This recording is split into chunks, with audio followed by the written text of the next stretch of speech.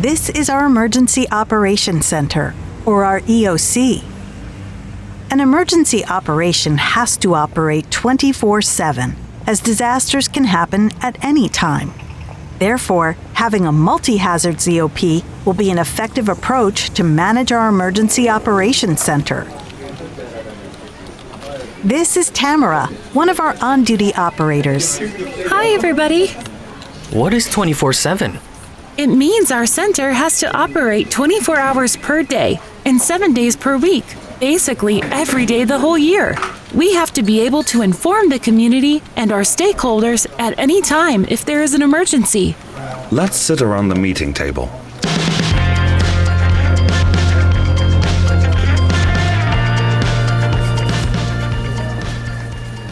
Tamara, why don't you join us here? This Emergency Operations Center looks very sophisticated and advanced. I'm not sure we can afford to have this in our community. You are right, Azam.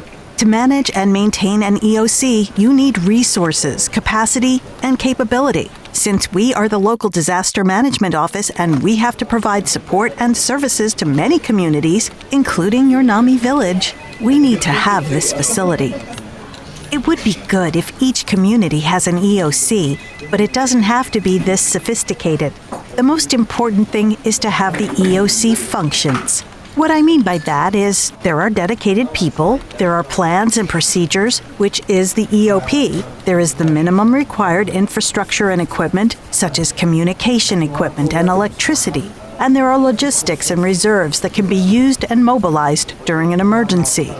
I'm not sure I understand what you mean, ma'am. Greg, maybe you want to elaborate on this. In your community, you already have groups where some community members have been appointed to volunteer and be responsible for the good of the community, right? Such as the Community Security and Safety Group, the Community Health and Welfare Group, the Community Social and Environment Group, and the Community Youth Group. Different communities have different arrangements, but most of the time, functions already exist. You could utilize and mobilize these groups for your Emergency Operations Center. You can add their roles and responsibilities so that when there is an emergency, you can activate them to support the community as part of the EOC. As for the infrastructure and equipment, you don't need to have a special EOC like this one in your village. You can have a room in the community hall as your base. Then, use the community hall as your operations center when the members are activated due to an emergency. The most important services you need are communications and electricity. This is to make sure you can continue to communicate with the community, with us, as well as with the other stakeholders.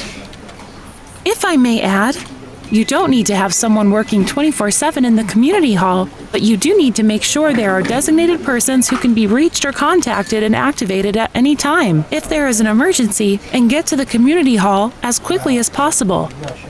An emergency response plan is developed based on a potential emergency scenario, which refers to your hazard and risk assessment. Understanding what can happen will enable you to determine the resources needed and develop plans and procedures to prepare should a disaster strike. As for supplies, as you would already know, if there was an incident, for example, a tsunami, the first responder is the community. Help from the outside might take some time to reach you. Of course, as your local disaster management office, we would do our best to be with you as quickly as possible. But there will be many obstacles during a disaster, so it would be good if you would manage to support your own community, maybe for the first 3 to 24 hours. Therefore, you might want to store some supplies, such as first aid items, water and dry meals, blankets, cooking facilities. We have a suggested list of supplies you may need that we can share with you. Okay, I understand now. It would be good if we can utilize and mobilize our community members to support each other during emergency. I'm sure we can convince and work with our community members to have an additional role during an emergency.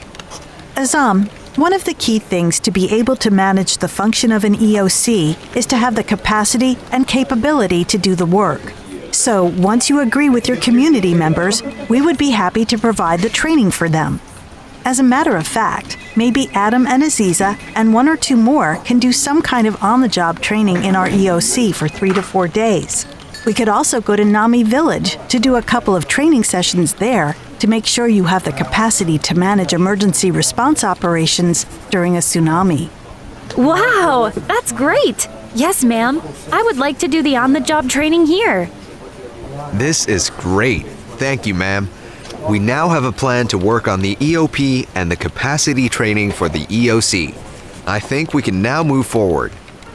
Not so fast, Azam. To work on the EOP and training on the EOC, you also need to decide on your tsunami early warning communications. How are you going to receive the information and disseminate the information to the community, as this will be part of your EOP? So I suggest before we work on the EOP, we talk to our colleagues in the National Tsunami Warning Center. I will talk to Mr. Subrata to arrange for a meeting. Greg or Tamara could join your team when you meet with them. I would be happy to join them, ma'am.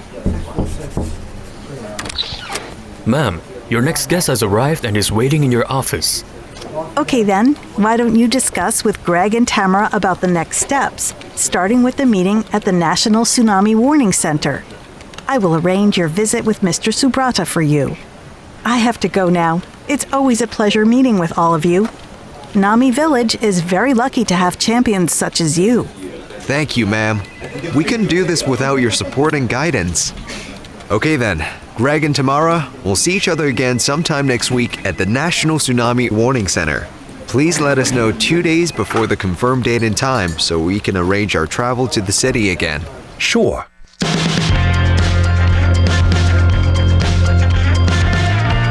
We walked back to the bus station to go back to Nami Village. We smiled at each other. We now have plans for the emergency operation plan and a plan to build their capacity to manage emergency response operations.